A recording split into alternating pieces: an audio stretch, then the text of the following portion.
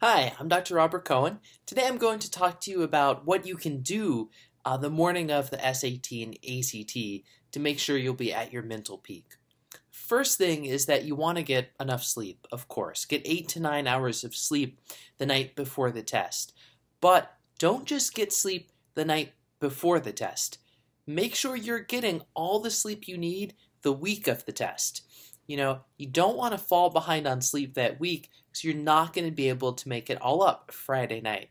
So you really have to plan ahead a bit. If you look at your calendar a couple of weeks before the test, if you see that you have a big paper due test week, try and submit it the week before the test. If you have a big history test, talk to your teacher. Say, look, I've got the SAT on Saturday. You think this history test on Friday, could we move it to next Tuesday? And a lot of other students in your class will also have the SAT or ACT. So talk to your teachers. They're there to help. They want to help you. And really plan ahead so that when test week comes, you're able to get enough sleep throughout that week. Pack everything that you're going to bring to the test center the night before the test. This way you won't, wake up test day and be like, where's my pencil? Where are my pencils? And be running around trying to find them and be worried. And, you also need to race to the test center. So just, plan it in advance. In terms of what to bring, make sure that your calculator has fresh batteries. Like, put in a new set of batteries. Bring 5 or 6 pencils, bring a couple of pencils, and test the erasers. Make sure you bring pencils with erasers that don't smear. A lot of pencils have really low quality erasers, and if the eraser smears, then when you erase an answer on the scoring sheet, it's going to smear lead across all the other bubbles and really mess up your score. So you need to have really good erasers. Ticonderoga pencils happen to have really good erasers. Also bring a small pencil sharpener, handheld pencil sharpener. You might need that. And, bring some snack bars like protein bars. You can eat these during the breaks between the sections, which will give you some more energy. In terms of clothes, dress comfortably, something you like, you're going to feel good in, but also dress in layers. Bring like a sweatshirt, a zip up. Set your alarm for a time that leaves you plenty of time to get ready and make it to the test center early. Try and get there 15 minutes early. If you haven't been there before, leave time for figuring out where it is, for any confusion that might arise, any traffic. Another reason that you want to leave ample time between waking and the test is this thing called sleep inertia. It's a well-studied thing. Basically, it says that our brains, when we wake up, our brains aren't fully online. They're not functioning at their peak capacity. All the parts of our brain, they haven't woken up yet, basically. So it can take up to 2 hours for all the different parts of your brain to come online and reach their normal full functioning capacity.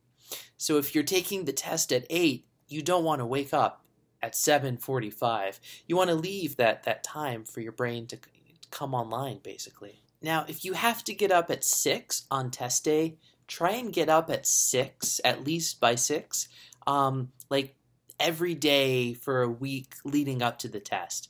This will help fight sleep inertia a bit. You'll be more awake and ready to go when you get up at 6 if your body is used to getting up at 6 each morning. Something else that can help with getting up in the morning and becoming more alert is listening to music.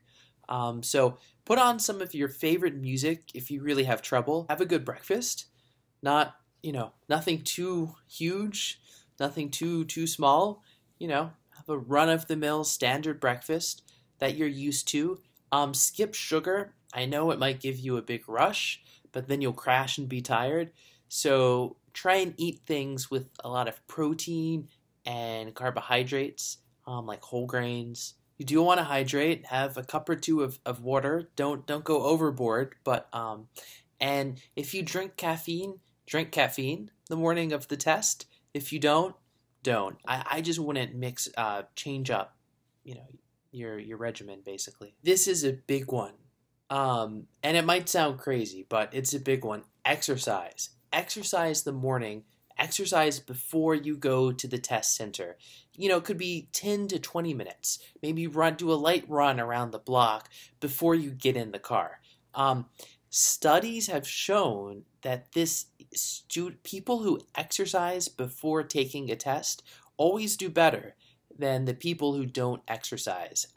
The reason is that exercise increases blood flow to your brain, which also brings oxygen to your brain, which is going to help boost your mental performance, and it releases endorphins, which reduce stress. And there's often a lot of anxiety on test day, so that part of the picture is really helpful. Also, try to solve just a couple of problems, SAT or ACT problems.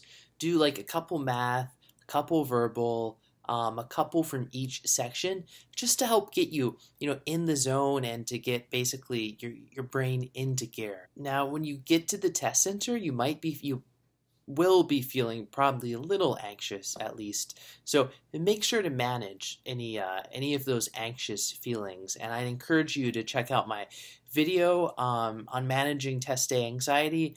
And you can also find that as an article with the video on my blog, SAT ACT blog. Lastly, do take advantage of the bathroom during bathroom breaks. You might think, oh, I don't need to go, but it's better to be safe than sorry, because you don't want to end up with a full bladder in the middle of a test section.